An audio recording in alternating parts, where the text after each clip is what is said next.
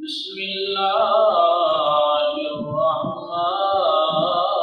الرحيم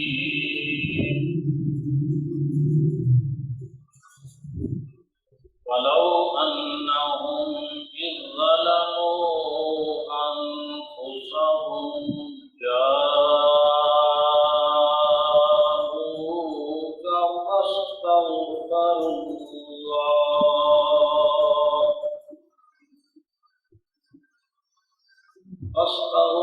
الله واستغفر لهم الرسول لوجدوا الله توابا رحيما آمنت بالله صدق الله العظيم الصلاة والسلام عليك يا سيدي يا رسول الله الصلاة والسلام عليك يا سيدي يا حبيب الله الصلاة والسلام عليك يا شفيع المذنبين وعلى آلك وصحابك يا رحمة للعالمين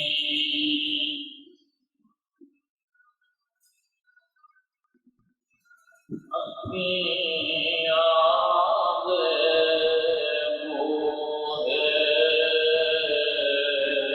کھلے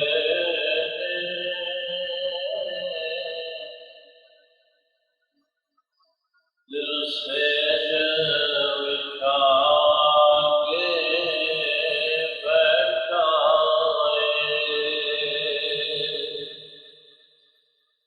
ہر کوئی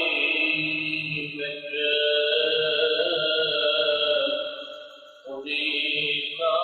دے دربار سجا کے بیٹھا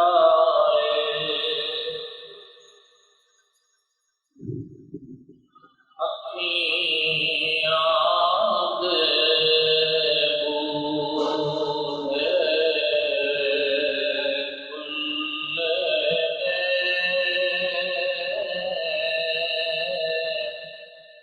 دل سے بٹھا کے بیٹھا سرکار کا رتبہ جان دیا آیتاں بولن قرآن دیا سرکار دا رتبہ جان دیا آیتاں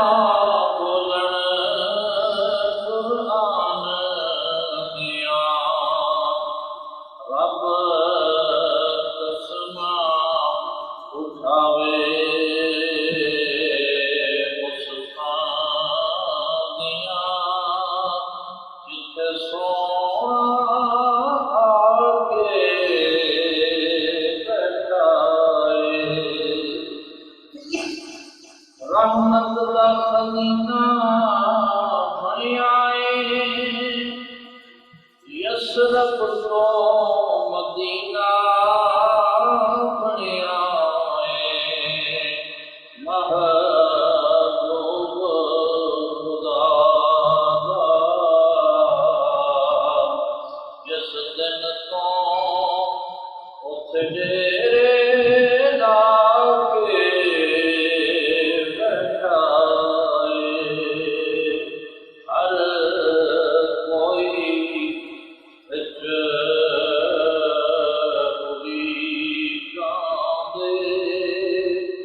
دربار سجا کے بیٹھا کی خبر ہوئے تسانو کی خبر ہوئے انسانانو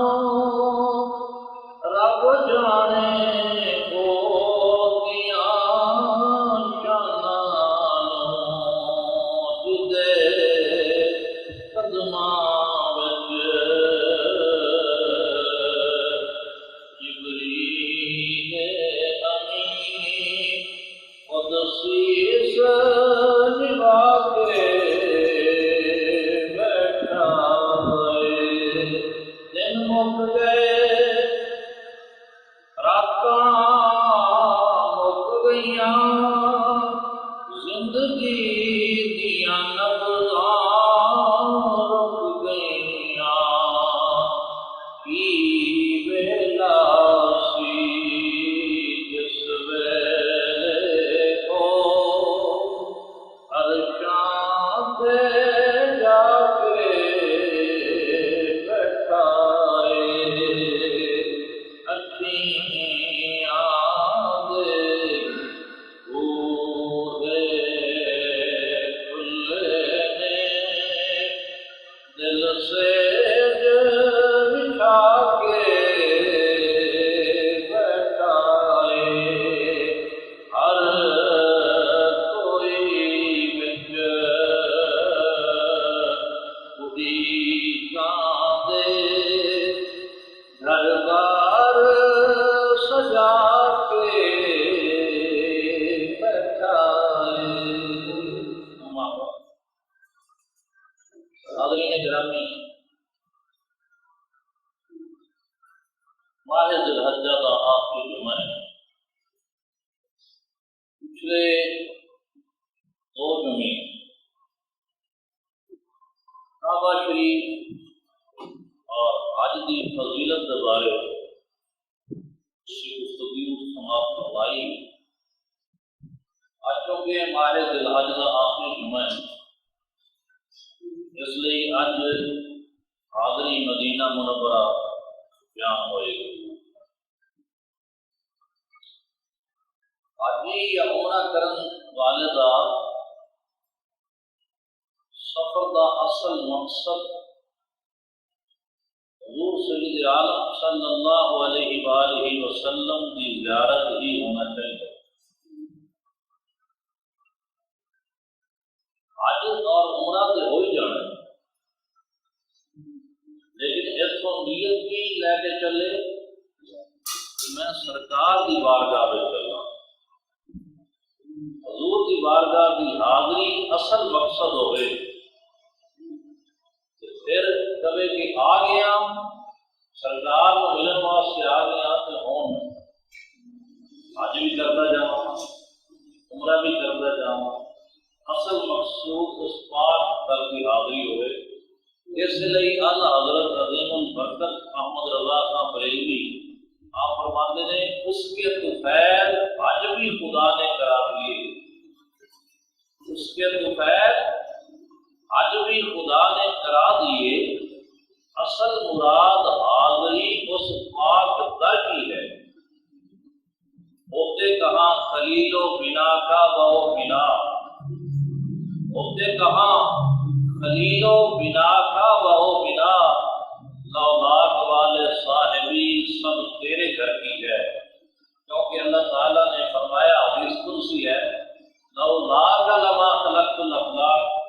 اے میرے حبیب اگر تو نہ ہوتا تو میں اس کائنات کو پیدا نہ کرتا۔ اور فرمایا لولاک لما اظہرت الربوبیہ، اے پیارے جب تو نہ ہوتا تو میں اپنا رب ہونا ظاہر نہ کرتا۔ تو سرکار کی وجہ تو یہ سب کچھ ہے، حضور بنے کہ رب نے پوری کائنات کو بنایا، ورنہ تو کائنات نہ ہوتی۔ اس لیے فرمایا جا رہا ہے اللہ کہتے ہیں ہوتے کہاں خلیل و بنا کا باؤ ملا، لولاک والے صاحبی سب تیرے گھر کی ہے، اور کعبہ بھی ہے ان کی تجلی کا ایک ذل، کعبہ بھی ہے ان کی تجلی کا ایک ذل، اتری انہی کے نور سے روشن حجر کی ہے۔ حاضرین گرامی، مدینہ طیبہ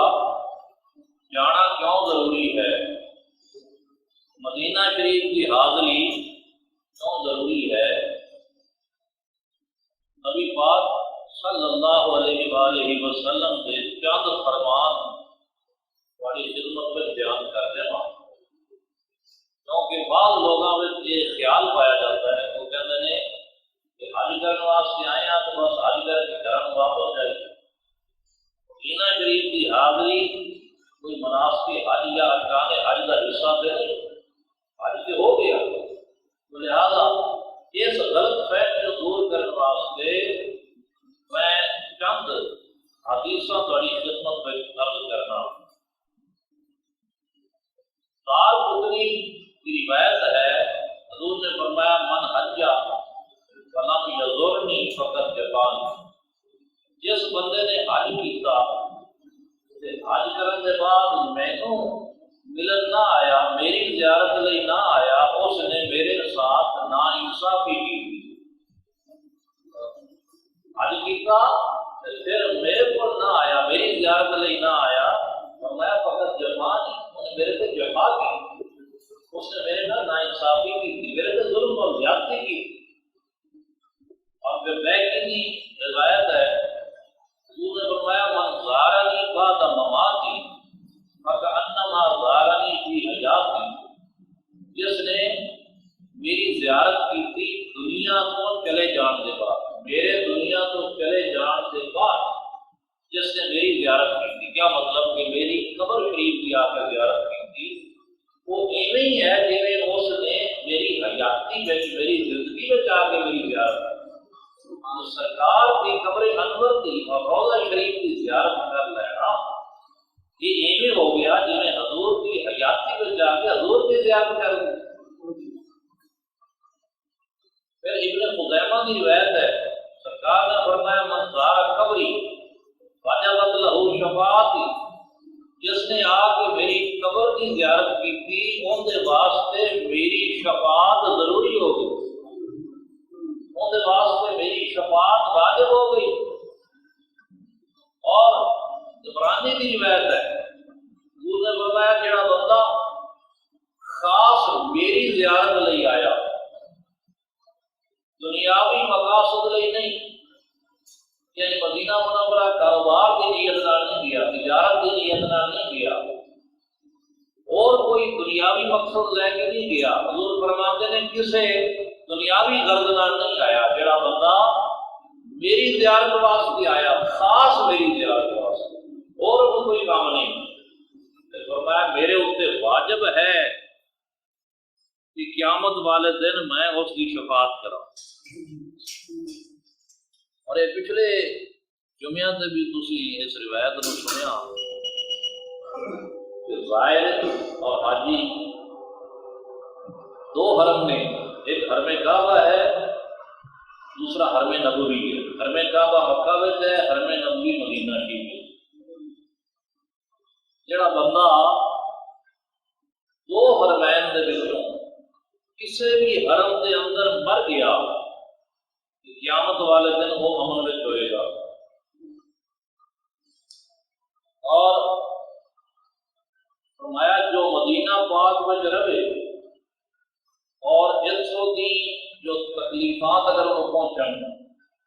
بیمار ہو جاتا ہے، بخار ہو جاتا ہے، اور کوئی تکلیف پہنچے، ایکسیڈنٹ ہو جاتا ہے، اس طرح مفتی احمد یار خان صاحب نہیں بھی رحمۃ اللہ علیہ اہل سنت کے بہت بڑے عالم دین، آپ جب مدینہ شریف گئے تھے ایکسیڈنٹ ہوا، آپ کا بازو ٹوٹ گیا، بازو مکمل طور پہ ٹوٹ گیا،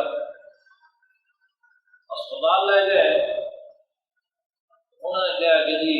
بازو چڑھ جائے گا لیکن پلسٹر اسے چڑھانا پڑے گا، پٹی کرنی۔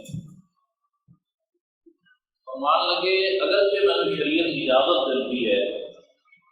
تو پلسٹر پٹی ہونے کے بعد میں اسے مسا کر سکتا، اگرچہ شریعت والوں رخصت ہے، لیکن میں مدینہ شریف میں رہ کے کامل وضو کر کے نماز پڑھنا چاہنا، کامل وضو کر کے مدینہ شریف کی نماز میں مسا کر کے پڑھا نہیں، میں تے کامل وضو نہ نماز پڑھا گا، تسی چھڈو میرے بازو مینوں گنڈن کی لوڑ نہیں۔ اور اسی طرح ٹوٹے بازو کے نال آپ مدینہ شریف میں جتنا قیام سی آپ رہے، بلکہ آپ کا شیڈول سی جب آپ اتنے پہنچے سن تو بدنی لوگوں نے اپنے اپنے گھروں میں ملاد کے پروگرام رکھے ہوئے سن، جسے انہیں مداوت سی نہ تقریریں کرنی سن، اور وہ پریشان ہوئے کہ آپ کا ایکسیڈنٹ ہو گیا تو شاید ہوں سارے ملادہ میں آپ تقریر نہیں کر سکیں گے، تقریر نہیں کر سکیں گے۔ آپ نے سب کو آ کے کہہ دیتا کہ تہاڈا شیڈول متاثر نہیں ہونا بھائی، میں تمام ملاداں دی محفلاں وچ آواں گا اور تقریراں بھی کراں گا۔ کیونکہ آپ دے نال آپ نے تقریراں بھی فرمائیاں۔ ایک تقریر کے دوران آپ نے کہا کہ مینوں رسول اللہ کی قسم ہے میرا بازو ٹوٹا ہے، ڈاکٹر کہتے ہیں گھڑنے میں رہن دو کہ میں بازو میرا ٹوٹا ہے لیکن مینوں رسول اللہ کی قسم ہے ان سے درد ہوئی، میرے بازو میں درد ہوئی۔ رو کے آپ نے کہا سرکار نے مخاطب کر کے کہا مجھے درد دینے والے تم یاد نہیں گیا، تیرے آستان کی خیر مجھے درد دینے والے، یہ درد وہ دوسرا گل کر رہا ہے، دل کا درد، محبت اور عشق کا درد، ورنہ یہ تو میں کہا میں نے رسول اللہ کی قسم ہے بازو ٹوٹیا ہے لیکن میرے بھی درد ہے۔ تو حضور نے فرمایا کہ جڑا شخص مدینہ پاک میں رہے اور جس سے اگر انہوں کوئی تکلیف پہنچے تو اس تکلیف کے اوپر صبر کرے، فرمایا وہ قیامت والے دن میری امان میں ہوئے گا اور میں اس کا گواہ ہوں۔ پھر میں کی روایت ہے آپ نے فرمایا جڑا بندہ آ کے میری قبر سے مینوں سلام کرے، اللہ تعالیٰ اس کے اتنے ایک فرشتہ مقرر کر دیتا ہے جڑا اس کے دین اور دنیا کے کام سنبھالتا رہے گا اور قیامت والے دن میں اس کا شفاعت کرنے والا بنا۔ بیکی کی ایک روایت ہے، سلیمان بن سہیم رضی اللہ تعالیٰ عنہ روایت کرتے ہیں کہ میں خواب دے وچ سرکار دو عالم صلی اللہ علیہ وآلہ وسلم نے دیکھا تے آپ کو پوچھا حضور مسلمان عاشق حضور کے روضے سے حاضر ہوتے ہیں اور آ کے سلام عرض کرتے ہیں، لیکن خواب کو میں حضور نے پوچھا کہ یا رسول اللہ صلی اللہ علیہ وسلم تھوڑے عاشق روضہ انور سے حاضر ہو کے سلام پیش کرتے ہیں، کیا تسی اپنے عشاق دا سلام سنتے ہو؟ نبی کریم صلی اللہ علیہ وسلم نے فرمایا ہاں میں انہوں دا سلام سننا بھی ہاں تے سلامہ دا جواب بھی دے گا۔ سبحان اللہ، یعنی صرف سننا نہیں بلکہ انہوں دے سلام کا جواب بھی دے گا۔ اور جو کوئی بیکی کی روایت ہے جو کوئی روضہ پاک سے کھڑیا ہو کے ایک مرتبہ یہ آیت پڑھے ان اللہ و ملائکتہ یصلون علی النبی یا ایھا الذین آمنوا صلوا علیہ وسلموا تسلیما، یہ آیت ایک مرتبہ پڑھ کے پھر 70 مرتبہ کہے صلی اللہ علیہ یا محمد، یعنی اللہ تعالیٰ تمہارے سے درود بھیجے ہے محمد کریم صلی اللہ علیہ وسلم۔ تو فرمایا رب تعالیٰ ایک فرشتہ مقرر کر دیتا ہے، وہ فرشتہ اس سلام بھیجن والے نو کہتا ہے صلی اللہ علیہ یا فلان، اے فلان بندے حضور کے سلام بھیجن والے اللہ تیرے تے درود بھیجے، اللہ تیرے تے بھی درود بھیجے۔ اور فرشتہ کہتا ہے کہ ہون تیری کوئی حاجت نہیں رہے گی، ہر حاجت پوری ہو جائے گی۔ حضرت عثمان غنی رضی اللہ تعالی عنہ روایت کرتے ہیں سید عالم صلی اللہ علیہ وسلم کے آخری مرض، وہ بیماری وہ مرض جس سے حضور نے وصال فرمایا، حضرت عثمان غنی فرماتے ہیں سرکار کا مرض الوصال چل رہا سی، آخری بیماری سی۔ ایک دن حضور صلی اللہ علیہ وسلم نے اپنی اس بیماری قریب سے گریہ فرمایا، رون لگ گئے۔ پوچھا یا رسول اللہ کیوں روتے ہو؟ آپ نے فرمایا جب تک کہ میں اس دنیا میں موجود تھا میری امت گناہ کرتی سی، میں امت کی خاطر اللہ کی بارگاہ میں شفاعت کر کے سفارش کر کے امت کو بخشوا لیتا۔ اور میں دنیا کو جا رہا بعد میری امت کا کی بنے گا، میں اس لیے رو رہا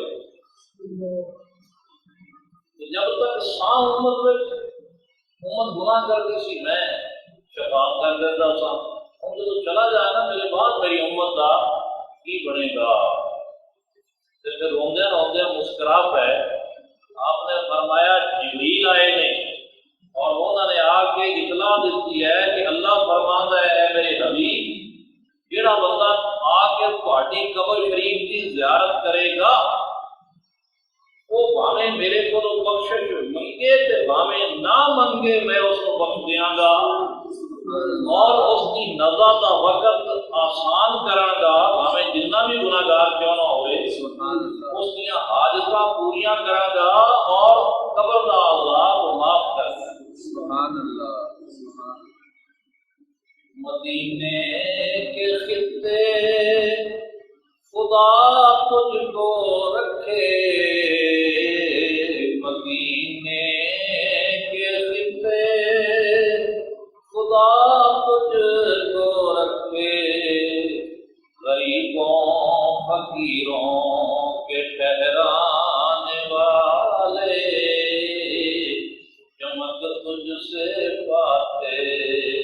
ہیں سب پانے والے، میرا دل بھی چمکا دے چمکانے والے، تو زندہ ہے واللہ، تو زندہ ہے واللہ، تو زندہ ہے واللہ، تو زندہ ہے واللہ، میری چشم عالم سے چھپ جانے والے، میری چشم عالم سے چھپ جانے والے،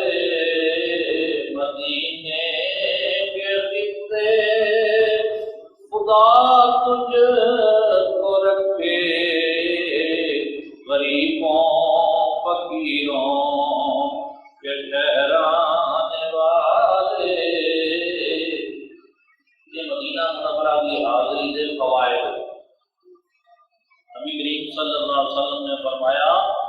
3 بندے ایسے نے جنہاں اتنے میری شفاعت کرنا لازم ہے۔ ایک نے فرمایا وہ بندہ جڑا میری ظاہری زندگی دے وچ میری طرف ہجرت کر کے آئے، میری ظاہری زندگی وچ ہجرت کر کے میری طرف آئے، ان کے واسطے میری شفاعت لازم ہے۔ دوسرا فرمایا وہ بندہ کہ میرے دنیا تو ٹر جان کے بعد میری قبر انور کی زیارت کرنے واسطے آوے، ان کے واسطے بھی میری شفاعت لازم ہے۔ اور تیسرا وہ بندہ جس دیاں ایک تو زیادہ بیویاں ہون اور اپنی بیویاں کے درمیان عدل کرے، انصاف کرے، فرمایا ان کے واسطے بھی میری شفاعت لازم ہے۔ علامہ قرطبی ایک حدیث کی روایت کرتے ہیں، راوی نے حضرت علی المرتضیٰ شیر خدا رضی اللہ تعالیٰ، حضرت علی فرماتے نے ایک بدو ایک عراقی مدینہ شریف میں آیا، سرکار دو عالم صلی اللہ علیہ وآلہ وسلم کا وصال ہو چکا سی، 3 دن ہو گئے سن آپ کے وصال۔ وہ بدو آئے آ کے لوگوں کو پوچھتا ہے میں اللہ کے نبی کو ملنا ہے، اللہ کے نبی کتنے نہیں، مسلمانوں کو تازہ تازہ صدمہ ہے، کسی کی ہمت نہیں پہ رہی کہ اس کو دس سکے کہ سرکار کا پردہ فرما گیا، کیونکہ یہ صرف 3 دن ہوئے سن۔ جنہوں پوچھتا ہے وہ خاموش، کوئی جواب نہیں دیتا، پوچھتا حضرت علی رضی اللہ تعالیٰ عنہ کو لایا، یہ وہی سوال کیتا اس نے، اے علی یہ دسو کہ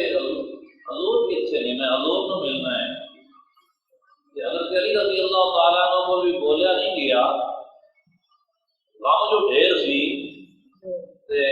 آپ نے انگلی کا اشارہ کیتا سرکار نے قبر شریف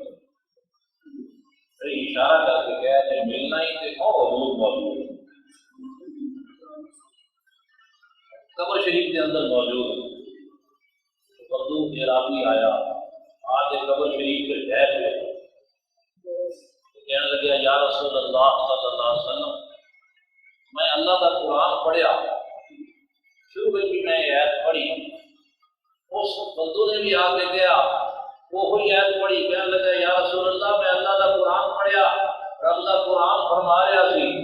ولو انہم اذ ظلموا انفسہم جاؤکا جدو یہ لوگ اپنی جاناں پہ ظلم کر رہے ہیں جاناں پہ ظلم کی ہے کبیرہ گناہ کرنا کفر یا شرک میں گرفتار ہو جانا کفر کرنا شرک کرنا اور کبیرہ گناہ میں مبتلا ہو جانا یہ ظلم ہے بندہ اپنی جان سے کرتا ہے اللہ نے فرمایا جب یہ لوگ اپنی جاناں سے ظلم کر بیٹھ اے میرے حبیب تیرے کو آ جا تو حضور کی قبر شریف سے آ کے روتا ہے تو کہتا ہے حضور میں قرآن پڑھ کے آیا میں آپ پہ نہیں آیا میں تو قرآن سے بھیجا ہے قرآن فرماتا ہے اے لوگوں جب اپنی جاناں سے ظلم کر لو جدو اپنی جاناں سے ظلم کر بیٹھ جاؤ کا اے میرے حبیب تیرے کول آ جان استغفر اللہ اور تیرے کول آ کے اللہ کو معافی منگن استغفر لهم الرسول رسول بھی انہاں واسطے سفارش کر دے رسول بھی انہاں واسطے بخشش طلب کرے لوجد اللہ تواب الرحیم پھر یہ لوگ دیکھیں گے کہ اللہ تعالی توبہ قبول کرنے والا مہربان رہے گا پھر رب تعالیٰ انہوں کی توبہ قبول کر لے گا اور انہوں سے رحمت فرمائے گا یہ آیت پڑھ کے بندو کہتا ہے یا رسول اللہ صلی اللہ علیہ وسلم میں تے حاضر ہویا سا خود نہیں آیا قرآن کا بھیجا ہوا آیا اور میں تھوڑی خدمت میں حاضر ہو کے اللہ کی بارگاہ میں معافی بھی منگنا اے حبیب پاک تسی بھی میرے واسطے سفارش کر دیو میرے واسطے استغفار کر دے ہو تاکہ اللہ تعالیٰ میری توبہ قبول کر لے علامہ قرطبی فرماتے ہیں حضرت علی مرتضیٰ شیر خدا اس حدیث میں بیان کر رہے ہیں کہ قبر شریف میں جو آواز آئی فنودی من القبر انہ قد غفر لہ حضور کی قبر شریف میں جو آواز آئی کہ اس بندوں کو بخش دیتا ہے اس بندوں کی بخشش ہوگی وہ حاجی مکہ شریف جا کے حج کرتا ہے اس سے بڑیاں پابندیاں احرام حاجی نے بنے ہیں کہ بہت ساری پابندیاں اس سے لگی احرام کی حالت میں شکار نہیں کھیل سکتا احرام کی حالت میں کسی درخت یا بوٹے نہیں پڑ سکتا احرام کی حالت میں خوشبو نہیں لگا سکتا احرام کی حالت میں کنگھی نہیں کر سکتا اپنے ناخن نہیں کٹ سکتا اپنے جسم کا کوئی بال نہیں توڑ سکتا بہت ساری پابندیاں اس سے لگ گئی ہیں اگر انہاں جڑے کام روکے گئے ہیں انہاں جو بھی کام کرے گا شکار کر بیٹھا حتیٰ کہ جو مار بیٹھا کوئی مچھر مکھی مار بیٹھا یا شکار پہ نہیں کیتا کسی کو اشارہ کیتا کہ وہ شکار ہے شکاری کو اشارہ بھی نہیں کر سکتا یہ اشارہ بھی کر دیتا یہ جڑی پابندیاں لگی نے کسی کی خلاف ورزی ہوئی تو وہ دم لازم ہو گیا یعنی ایک جانور کی قربانی دینی پڑی ہر غلطی کے اتنے ایک جانور کی قربانی لازم ہوگی اگر وہ قربانی نہیں دے گا دامن نہیں پیش کرے گا تو اس کا حج ناقص رہ جائے گا حج ناقص رہ جائے گا لیکن مدینہ طیبہ دے جب حاجی حضور کی بارگاہ میں حاضر ہو کے سرکار کے روضہ انور سے پہلی نظر پہنتی ہے تو اس کو ایک مقبول حج کا ثواب ملتا مدینہ طیبہ کے اندر اس قسم کی کوئی پابندیاں کوئی نہیں صرف دیکھیا سرکار روضہ شریف پر دیکھیا ایک مقبول حج کا ثواب راضی جنا گناہگار پہ حضور ہو گئے معاف اللہ بنو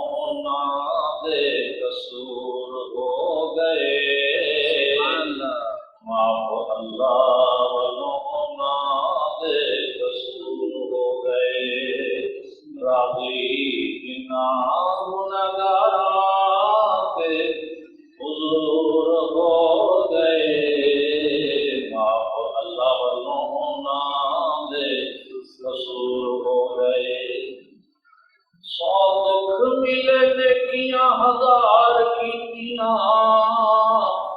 پتھر پین تے دعاواں سرکار کیتیاں پیری ڈگ پہ پیری منظور ہو گئے آپ اللہ والوں نام دے قصور ہو گئے لوگ دنیا دے وکھرا نظارہ ویکھ دے جڑے جا کے نبی دا دوارا ویکھ دے جدوں ویکھے مدینہ دکھ دور ہو گئے آپ اللہ والوں نام دے قصور ہو گئے راہی جتنا گنہگار تے حضور ہو گئے آپ اللہ والوں نام دے قصور ہو گئے حاضرین محترم سرکار دو عالم صلی اللہ علیہ وآلہ وسلم کی بارگاہ کی حاضری کا فلسفہ کی ہے سرکار کی حاضری کا فلسفہ کیا ہے اس کا جواب یہ ہے کہ محبت رسول عین ایمان ہے محبت رسول عین ایمان ہے کیا مطلب رسول پاک صلی اللہ علیہ وسلم کی محبت ہے کہ ایمان بھی ہے اور خدا نہ خواستہ اگر محبت رسول کا فقدان ہے اگر محبت رسول کو بندہ آئی ہے اور باویں نمازاں پڑھے باویں روزے رکھے باویں حجاں کرے جو مرضی کرتا پھرے اگر رسول اللہ صلی اللہ علیہ وسلم کی محبت تو دل خالی ہے تو سمجھو ایمان تو خالی ہے کیونکہ محبت رسول ہے ایمان اور یہ کس نے کہا خود کبھی غالب کرنا حضور نبی کریم صلی اللہ علیہ وسلم کی حدیث ہے حضور نے فرمایا لا یؤمن احدکم تواڈے وچوں کوئی بندہ اونی دیر تک ایمان والا ہو ہی نہیں سکتا حتی اکون احب الیہ اتوں تک کہ میں اس نو محبوب نہ ہو جاواں من والدہ اس سے والد تو ود کے والدہ اور اس کی اولاد تو ود کے والناس اجمعین اور تمام لوگاں تو ود کے جب تک میں اس کو محبوب نہ ہو جاواں اپنی اولاد اپنے ماں باپ اور تمام لوگوں تو ود کے جب تک میرے نال پیار نہ کرن لگ پوے اونی دیر تک فرمایا بندہ تواڈے وچ کوئی ایمان والا ہو ہی نہیں سکتا اور قرآن حکیم نے فرمایا کل اے میرے نبی انہوں فرما دو ان کا آباؤ کو اگر تواڈے ماں پیو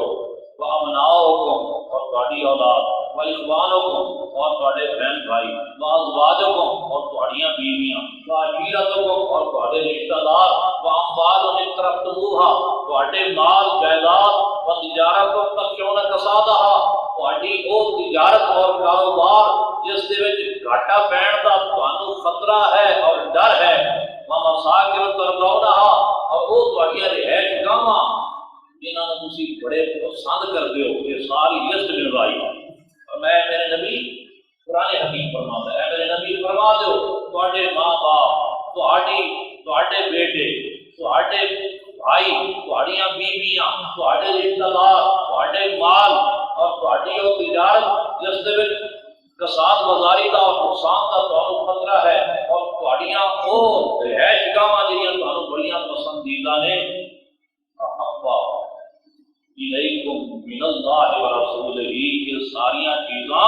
جو تانوں اللہ اور اس کے رسول کا تو زیادہ پیاریاں نے وجہاد فی سبیل ہی اور اللہ دے راہ میں جہاد کرن تو یہ ساریاں چیزاں اگر تانوں پیاریاں نے فتربصوا تو پھر انتظار کرو حتی یاتی اللہ بامرہ تو تک کہ اللہ کا حکم یعنی اس کا عذاب آ جائے ساریاں لسٹ پوری کی ہوئی اگر تسی اللہ اور اس کے رسول دے نالو اپنے ماں باپ نو ود کے پیار کردے ہو اولاد اپنے بہن بھائی اور اپنے ماں اور اپنے رشتہ داراں اور تجارت اور اپنی جو تھوڑی رہائش کا اگر جینا نال تمہیں زیادہ پیار ہے اللہ اور اس کے رسول کے نال اور جہاد فی سبیل اللہ کے نالوں تو فرمایا پھر اللہ کے حکم یعنی اس کے عذاب کا انتظار معلوم ہوا نبی کریم صلی اللہ علیہ وآلہ وسلم کے نال پیار ہی تھی اللہ کے نال پیار ہے حضور کی محبت ہی تھی اللہ کی محبت ہے حضور کی اطاعت اللہ کی اطاعت ہے حضور کا ادب کرنا اللہ کا ادب ہے تو لہذا رسول پاک صلی اللہ علیہ وسلم کے نال محبت عین ایمان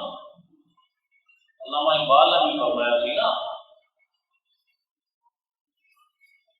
اگر باؤ نہ رسیدی تمام مولا حبیب مصطفیٰ پریشان پیش کرا کے دی ہمارے اپنے آپ کو مصطفیٰ پاک کی تعلیم سے پہنچا دے کہ دین کا سارا حضور دی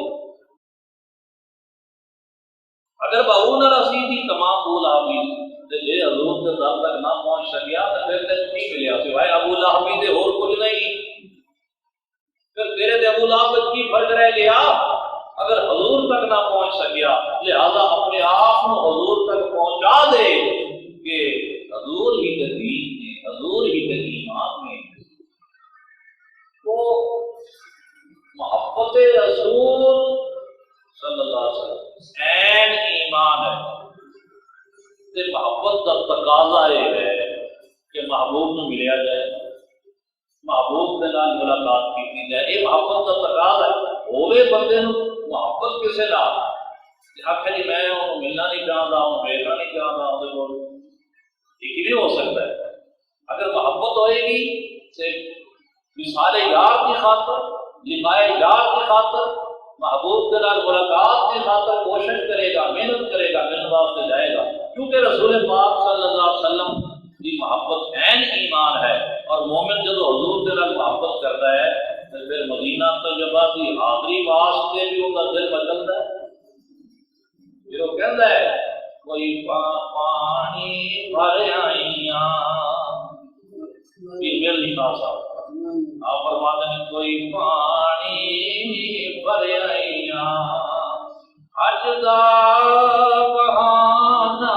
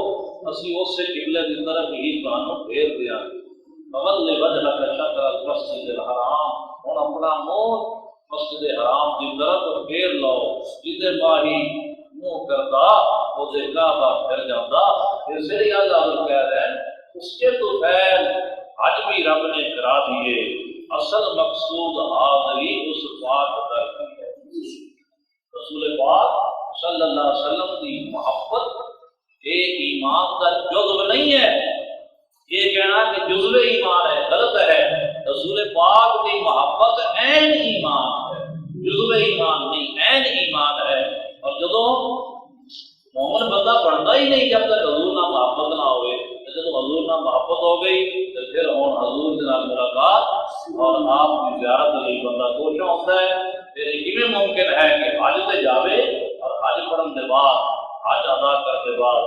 مدینہ تجربہ حضور کی بارگاہ میں حاضری نہ ایک صحابی کھیت میں کام کر رہے ہیں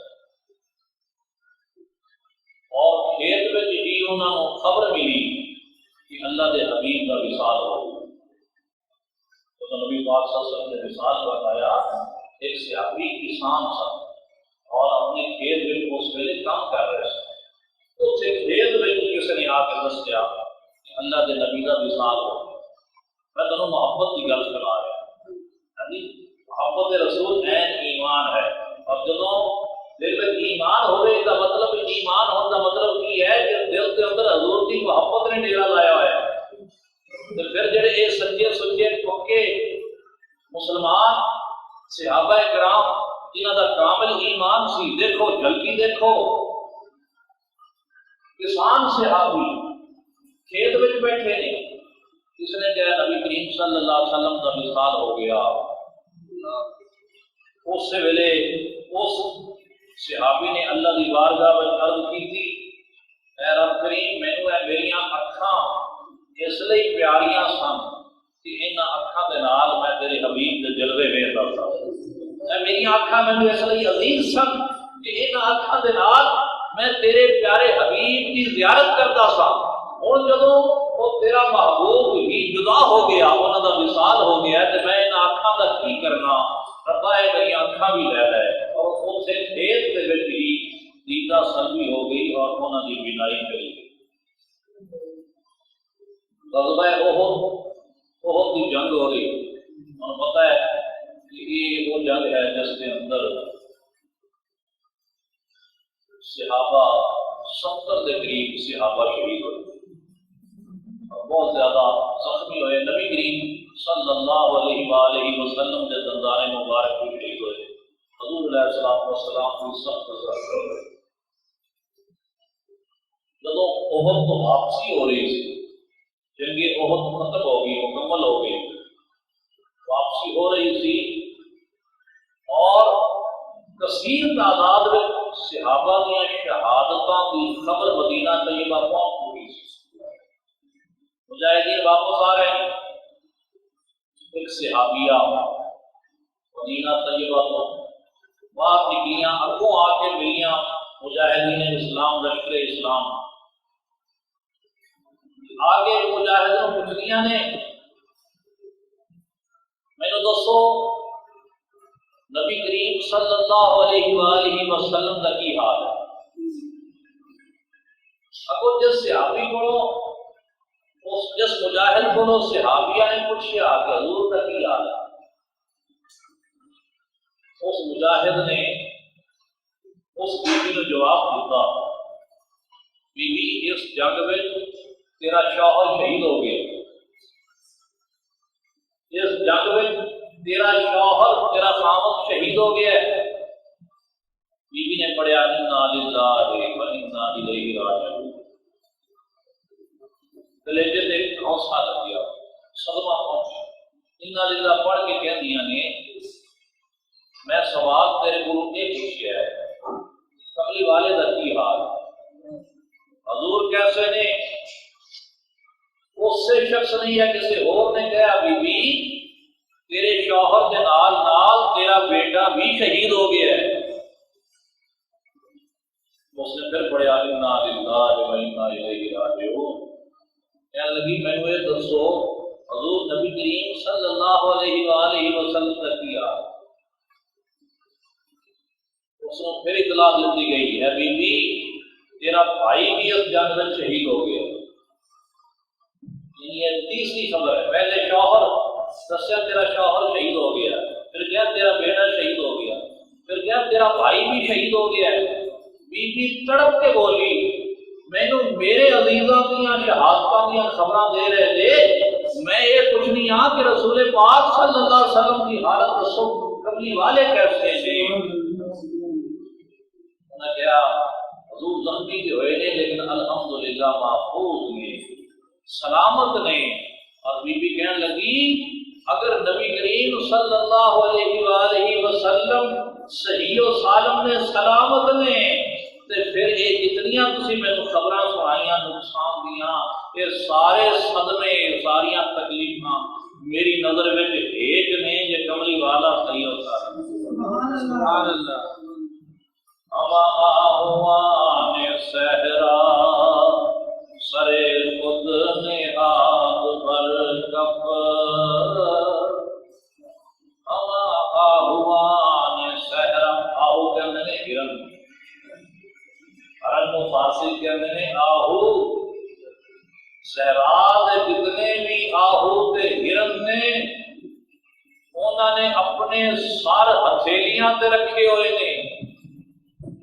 اما آہوان صحرا سرے خود نہاد بر کف، و امید زاں کے روزے بشکار خواہی آمد۔ صحرا سارے ہرنا نے اپنے اپنے سر ہتھیلیاں تے رکھے ہوئے نے،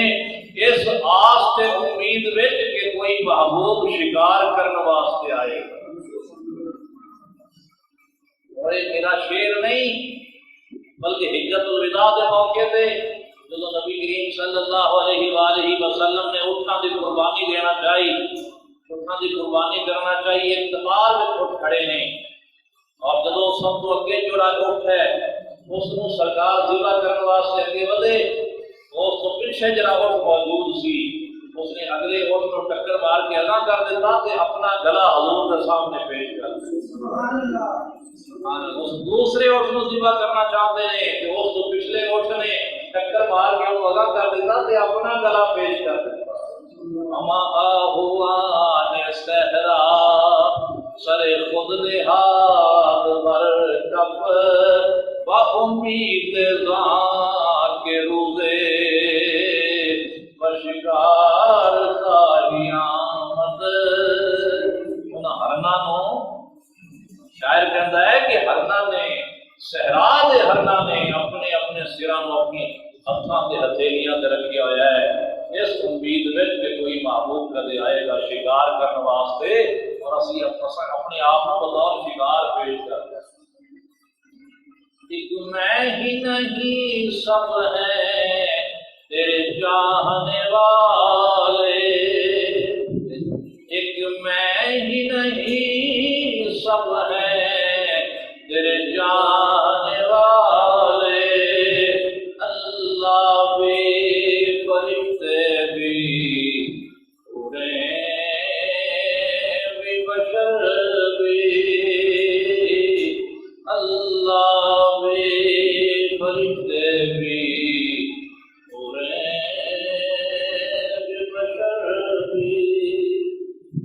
اللہ کے گرامی چونکہ اگلے جمعے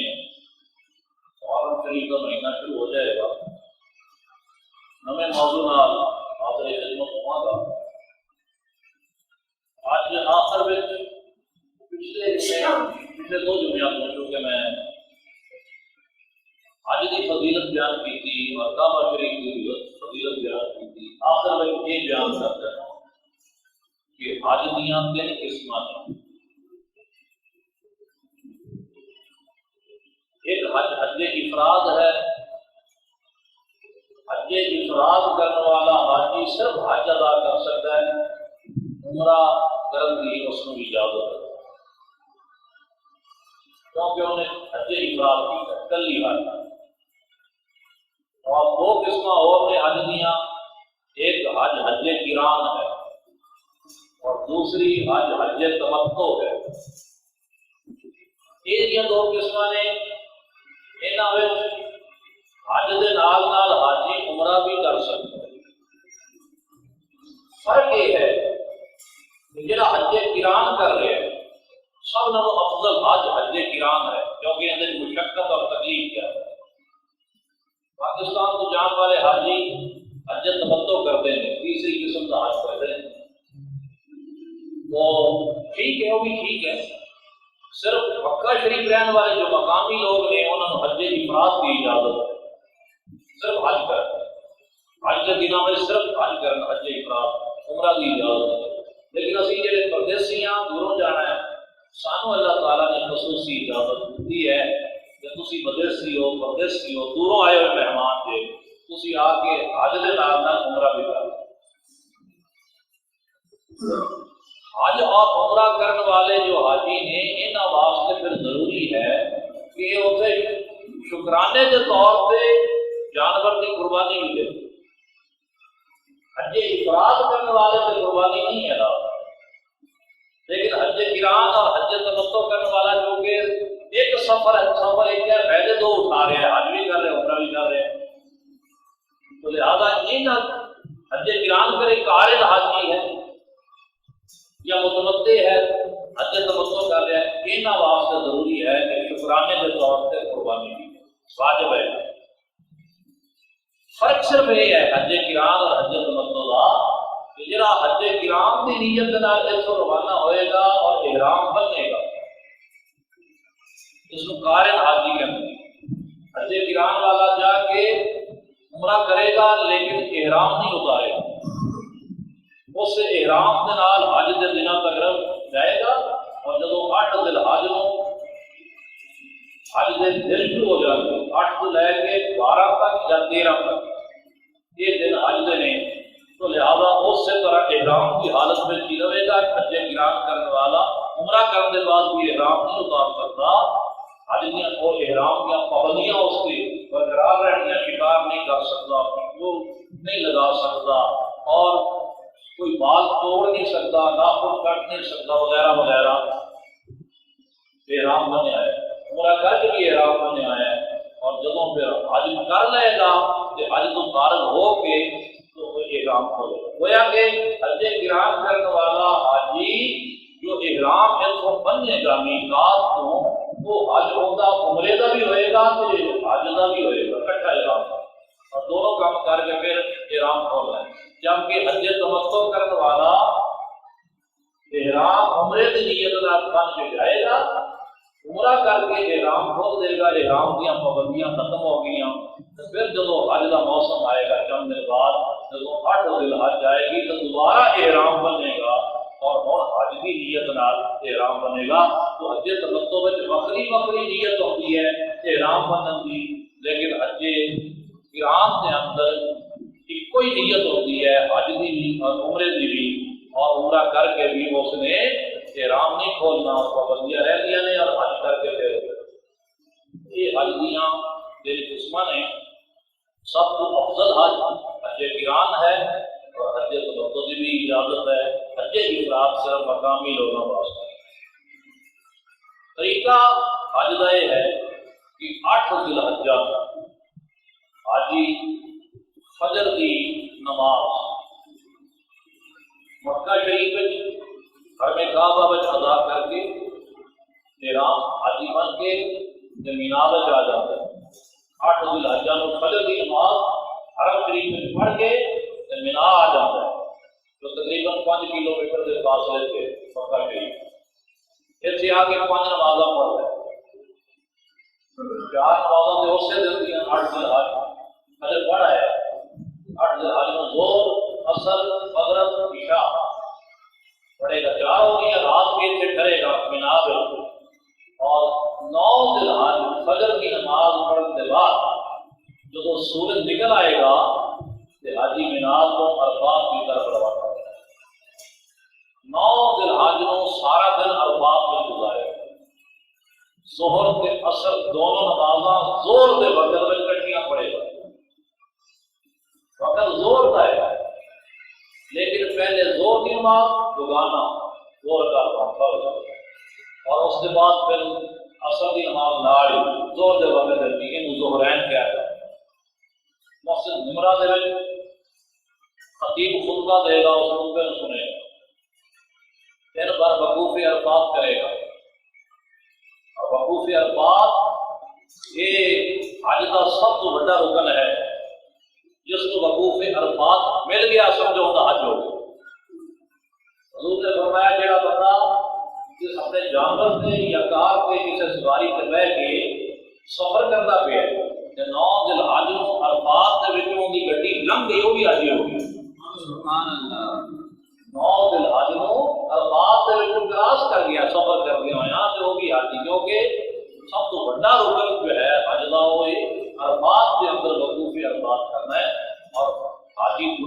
بالکل پاک ہو جاتا ہے،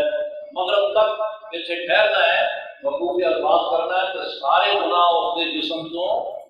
انج رہ جاتے ہیں جی بندہ صابن شیمپو کے نال نہا لوے تو میل کچیل اتر جائے، لیکن وہ گناہ مٹتے ہیں جن کا تعلق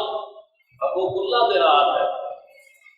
یعنی اللہ تعالیٰ کی نافرمانی کی ہے، اللہ تعالیٰ کے حقوق میں جو کوئی ایسا حق ہے جو اس سے وہ ضائع ہوا ہے، یہ گناہ ختم ہو جائے، اللہ تعالیٰ حقوق اپنے معاف کر رہے ہیں۔ مغرب کی نماز کے بعد پھر حاجی عرفات کو مزدلفہ کی طرف جاتے ہیں، سورج غروب ہونے تو پہلے عرفات کو لکھنے کی اجازت نہیں،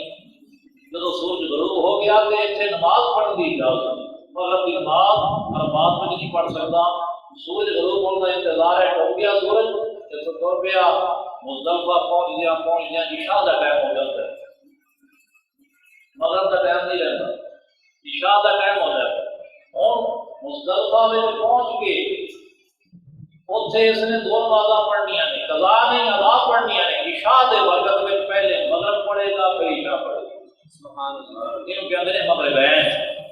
دو نمازاں کٹھیاں پڑھیاں سن عرفات میں زور کے اثر زور کے وقت میں، انہوں کہتے ہیں ظہرین،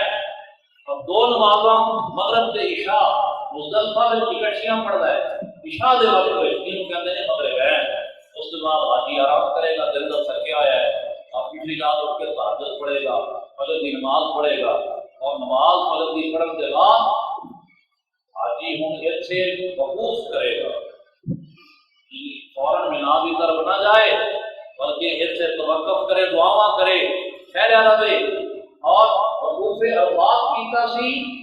وہ گناہ معاف ہوئے جنہوں کا تعلق حقوق اللہ کے نال سی، جب وقوف مزدلفہ کرے گا تو اتنے وہ گناہ بھی معاف ہو جان گے جنہوں کا تعلق حقوق العباد سے۔ سبحان اللہ۔